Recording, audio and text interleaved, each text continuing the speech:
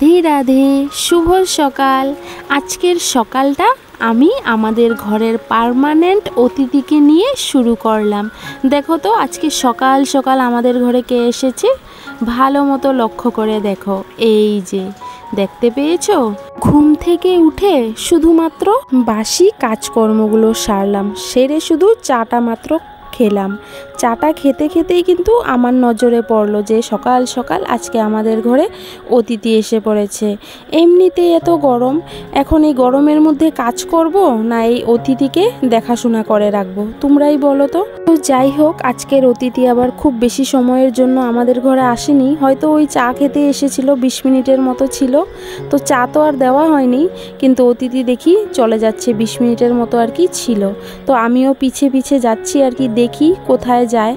তো যেতেও তো ভয় লাগে বলো, দূর থেকেই যতটুক পারছি ক্যামেরার সামনে তোমাদেরকে দেখানোর চেষ্টা করছি। আর এই সাপটা কিন্তু অনেক বিষধর সাপ।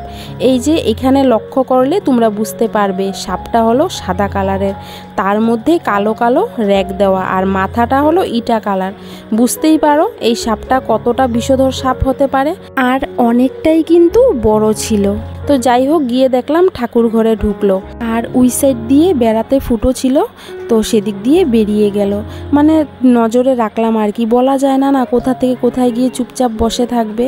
এইদিকে দেখো, ডুগুসোনা যখনই দেখলো ঘরের মধ্যে সাপ ঢুকেছে, ও পড়াশোনা ছেড়ে সোজা বেরিয়ে গেল সামনের দিকে মাঠে। তো যাই হোক, পড়াশোনাও যেহেতু মোটামুটি শেষ হয়ে গিয়েছিল, এখন তো জানো প্রচুর গরম পড়ে গেছে, মানে এতটাই গরম সহ্য করা যায় না। তো 3টা পাতলা ব্ল্যাঙ্কেট আর কি 3 জনের জন্য রেখে দিয়েছিলাম, যখন ঠান্ডা একটু একটু লাগবে তখন এগুলো আর কি গা দিতে পারবো। এখন তো এমন গরম পড়েছে, আর এগুলোকে দেখলে না যেমন জ্বর এসে পড়ে, তাই ভাবলাম বাইরে রেখেও লাভ নেই, কবে থেকে এমনিই পড়ে আছে বিছানার উপর, আরও নোংরা হয়ে যাচ্ছে, না হয় এগুলাকে ভিতরে ঢুকিয়ে দিই বক্স খাটের। তো ওই আর কি আজকে ঢুকিয়ে নিচ্ছি। আর এদিকে মাসি এসেছিল ফুল পাড়তে, আর সাপের খবর জিজ্ঞেস করতে যে সাপটা কি ঘর থেকে বেরিয়েছে কি না। তা আমি বললাম না, বেরিয়ে গেছে, আর চিন্তা নেই। দেখো বন্ধুরা আমার অবস্থা, সাপ নিয়ে আলাপ আলোচনা করতে করতে এখনো পর্যন্ত কিন্তু আমি আমার পরিচয়টা দিলাম না। তো চলো আগে আমি আমার পরিচয়টা দিয়ে দিই। নমস্কার বন্ধুরা, আমি পিঙ্কি সিম্পল ব্লগের নতুন আরেকটা দিন, নতুন আরেকটা ভিডিও নিয়ে চলে আসলাম তোমাদের কাছে। কেমন আছো তোমরা সবাই? আশা করি যে যেখান থেকেই দেখছো রাধারানীর কৃপায় বেশ ভালোই আছো। আমিও ভালোই আছি গো। দিনটা হলো রবিবার। তোমাদের দাদা ভাই ওই তো সকালে চাটা খেয়ে চলে গেল বাজার করতে, যেহেতু আজকে ঘরেই থাকবে। আর এই তো আমিও আমার কাজে লেগে পড়লাম। সকালে রান্না হয়েছে, ওই যে শুধু খালি ভাত রান্না করেছি। আজকে ভাবছি আর কিছু রান্না করব না, এত গরম, ডিম আমলেট করে ভাত খেয়ে নেব। আর বাজার নিয়ে আসুক, তারপরে দেখা যাক কি রান্না করি। দেখো আমাদের ঘরে কি হারে ধুলা পড়ে, 2 দিনও যায় না ভালো মতো, এইভাবে ধুলা পড়ে না, মানে চোখে দেখে আর সহ্য হয় না জানো তো। আজকে ভেবেছিলাম কোনো এক্সট্রা কাজই করব না, মানে এতই গরম, কিন্তু ওই যে চোখে দেখে আর সহ্য করতে পারছি না, একটু তো ক্লিন করতেই হবে। আগের ব্লগে মৌসুমি দাস নামে একটা বোন আমাকে কমেন্ট করেছে, তুমি সবসময় ক্লিন জাতীয় ভিডিও তৈরি না করে কিছু গোল্ড কালেকশন, শাড়ি কালেকশন বা সামান্য কিছু জিনিস দিয়ে রুম ডেকোরেশন এই ধরনের ভিডিও বানাও, তাহলে তোমার ভিউয়ার্স বাড়বে। তো আজকে সেই বোনের রিকোয়েস্টেড ভিডিও হিসাবেই আজকে আমি আমার এই ব্লগটা মানে বানিয়েছি। তো আমি তো সবসময় সবাইকে বলতাম যে কেমন ধরনের ভিডিও তোমরা দেখতে চাও, তোমরা অবশ্যই আমাকে কমেন্ট করে জানিও। তো এই বোনটা যেহেতু এমন একটা কমেন্ট করেছে, সেটাতে কিন্তু সত্যি আমি অনেকটাই খুশি হয়েছি। সেই খুশির হয়তো তুলনা নেই, কারণ আমিও আইডিয়া করে পারছিলাম না যে আমি কি ভিডিও তোমাদের কাছে রোজ রোজ নিয়ে আসব। তো আজকে ভাবলাম যে না, এখন তো পট করে আমি রুম যে ডেকোরেশন করব এমন তো কোনো কিছু জিনিস নেই আমার কাছে, সেইগুলো আনতে হবে, তারপর না হয় তোমাদের সঙ্গে আমি শেয়ার করতে পারবো। তারপর আর কি অনেক টাইম মনে মনে ভাবলাম যে ঘরে এমন কি আছে যেটা নতুন করে আমি আমার বন্ধুদের সঙ্গে শেয়ার করতে পারবো। তো হঠাৎ করে মনে আসলো, 13 বছর পুরনো বিয়ের জিনিস দিয়ে না হয় আজকে আমি আমার রুমটাকে একটু চেঞ্জ করার চেষ্টা করি। তো এই যে দেখো বিছানার চাদরটা দেখতে পাচ্ছ, খুব সুন্দর, কিন্তু এটা আমার বিয়েতে দিয়েছিল। যেহেতু একটা মেয়েকে সমস্ত কিছু দিয়েই তার মা বাবা বিয়ে দেয়, তো আমাকেও একদম কুশন সহকারে এই বিছানার চাদরটা দিয়েছিল। আর এটাকে না আমি খুব যত্ন করে রেখে দিয়েছিলাম। ভেবেছিলাম যেদিনকা আমার ঘর বাড়ি একটু ভালোভাবে বানাতে পারবো তখনই আমি একটা ড্রয়িং রুম করব আমার মনের মতো, তখন এগুলাকে গুছিয়ে রাখবো, এমন একটা ধারণা ছিল আমার মনের মধ্যে। তো ওই কমেন্টটা আসার পর তারপর আমি ভাবলাম যে এখন তো আপাতত এমন কোনো জিনিস নেই যেগুলো দিয়ে আমি নতুন করে ঘর সাজাবো, তোমাদেরকে দেখাবো। না হয় আমার বিয়ের 13 বছর পুরনো জিনিস দিয়ে আমি আমার ড্রয়িং রুমটাকে একটু মনের মতো সাজিয়ে তোমাদেরকে দেখাই, হয়তো তোমাদের কাছেও ভালো লাগবে। কেমন লেগেছে আমার বিছানায় নতুন চাদর, নতুন কুশন, কেমন লেগেছে অবশ্যই জানিও। আর বোন বলেছে গোল্ড কালেকশন দেখানোর জন্য। তো বোন, আমার কাছে এমন কোনো গোল্ড কালেকশন নেই যেটা নিয়ে আমি ভিডিও করব, সেটা হয়তো হবে না। আর আরেকটা বলেছ শাড়ির কালেকশন দেখাতে, তো অবশ্যই একদিন আমি আমার শাড়ি যেগুলোই আছে, হয়তো এত ভালো নেই কিন্তু যেগুলো আছে সেগুলো নিয়ে একটা ভিডিও করব, ঠিক আছে? তো চলো বন্ধুরা, দেখো আমি আমার ড্রয়িং রুমটাকে 13 বছর পুরনো জিনিস দিয়ে কিভাবে সুন্দর করে সাজিয়ে নিলাম আমার মনের মতো করে। আশা করি তোমাদের কাছেও অবশ্যই পছন্দ হবে। আমার মিষ্টি বন্ধুরা, আমি কিন্তু অনেকটা ব্লগেই বলে থাকি যে তোমরা কি ধরনের ভিডিও দেখতে চাও। আমার ভিডিও যারা রেগুলার দেখো আমাকে অবশ্যই কমেন্ট করে জানাও, তাহলে আর কি আমার কাছেও ভালো লাগবে। আর আমিও চেষ্টা করব যে সেরকম যাতে ভিডিও তোমাদের সামনে আমি নিয়ে আসতে পারি। দেখো, আমি একজন গরিব স্বামীর গরিব স্ত্রী।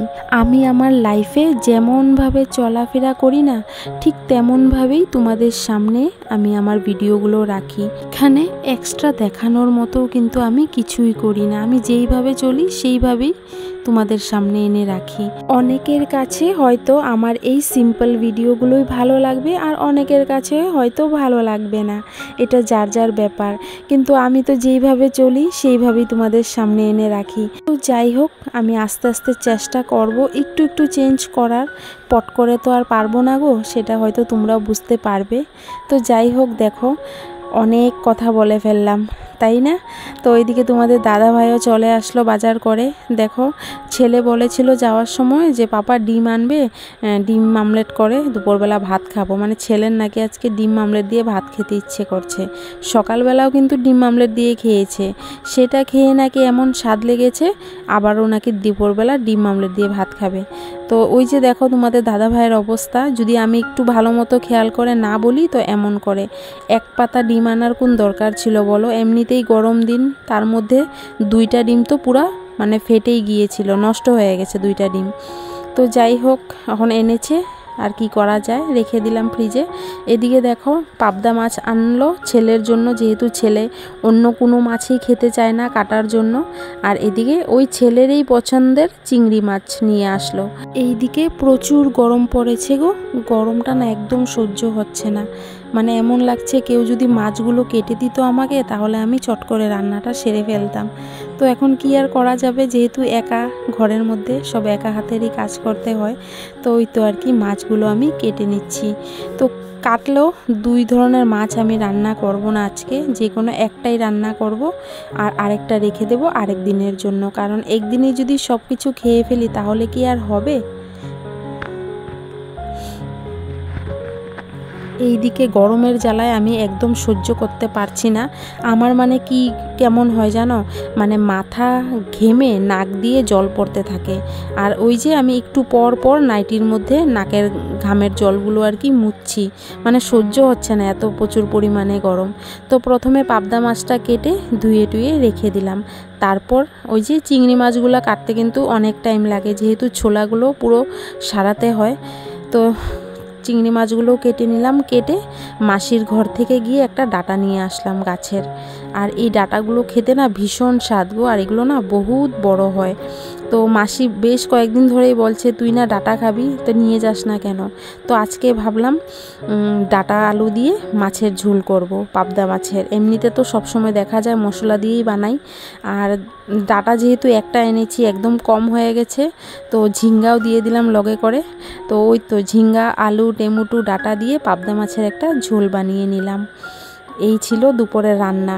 আর সঙ্গে করেছি বেগুন, আলু, পেঁয়াজ দিয়ে ভাজা। তো আমার রান্না বাড়া কমপ্লিটই হয়ে গেছে। এখন শুধু এই যে আলুগুলো আর কি ভেঙে দেব। মানে এখন মনে হচ্ছে কখন রান্নাঘর থেকে আর কি আমি বেরিয়ে পড়ি, এতই গরম লাগছে।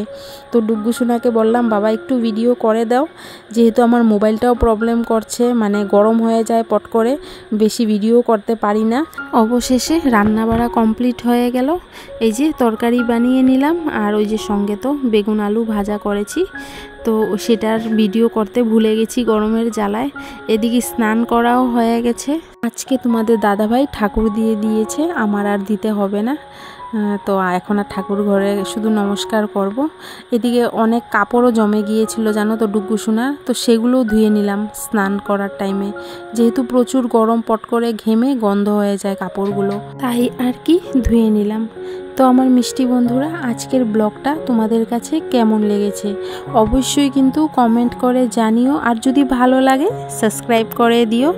আর আজকের ব্লগটা যেহেতু এমনি তো অনেকটাই বড় হয়ে গেছে, তার জন্যই কিন্তু আমি এই পর্যন্তই রাখবো ব্লগটা। আজকের মতো সবাইকে রাধে রাধে, সবাই সুস্থ থেকো, ভালো থেকো, আবার দেখা হবে নেক্সট আরেকটা ব্লগে।